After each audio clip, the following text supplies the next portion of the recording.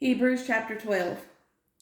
Wherefore, seeing we also are compassed about with so great a cloud of witnesses, let us lay aside every weight and the sin which doth so easily beset us, and let us run with patience the race that is set before us, looking unto Jesus, the author and finisher of our faith, who for the joy that was set before him endured the cross, despising the shame, and is set down at the right hand of the throne of God.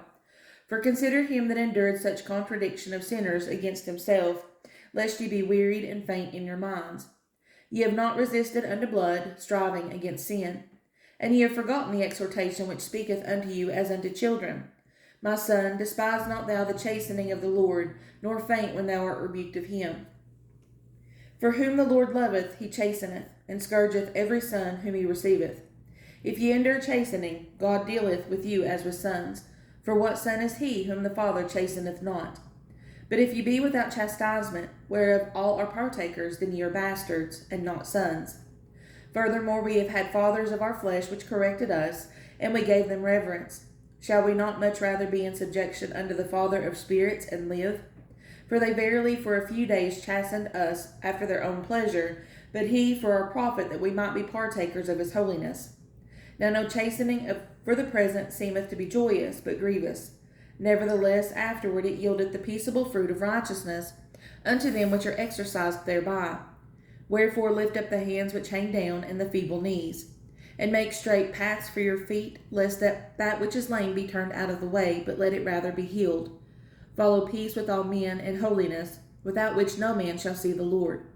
Looking diligently, lest any man fail of the grace of God, lest any root of bitterness springing up trouble you, and thereby many be defiled. Lest there be any fornicator or profane person as Esau, who for one morsel of meat sold his birthright.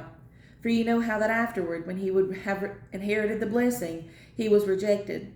For he found no place of repentance, though he sought it carefully with tears. For ye are not come unto the mount that might be touched, and that burned with fire, nor unto blackness and darkness and tempest, and the sound of a trumpet, and the voice of words, which voice they that heard entreated that the words should not be spoken to them any more.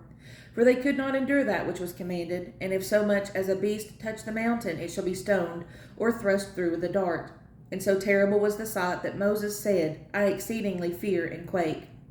But ye are come unto Mount Sion, and unto the city of the living God, the heavenly Jerusalem, and to an innumerable company of angels, to the general assembly and church of the firstborn, which are written in heaven, and to God the judge of all, and to the spirits of just men made perfect, and to Jesus the mediator of the new covenant, and to the blood of sprinkling, that speaketh better things than that of Abel. See that ye refuse not him that speaketh, for if they escaped not who refused him that spake on earth, much more shall not we escape, if we turn away from him that speaketh from heaven, whose voice then shook the earth, but now he hath promised, saying, Yet once more I shake not the earth only, but also heaven. And this word, yet once more, signifieth the removing of those things that are shaken, as of things that are made, that those things which cannot be shaken may remain.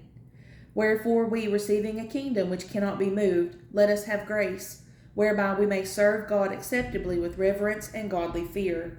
For our God is a consuming fire.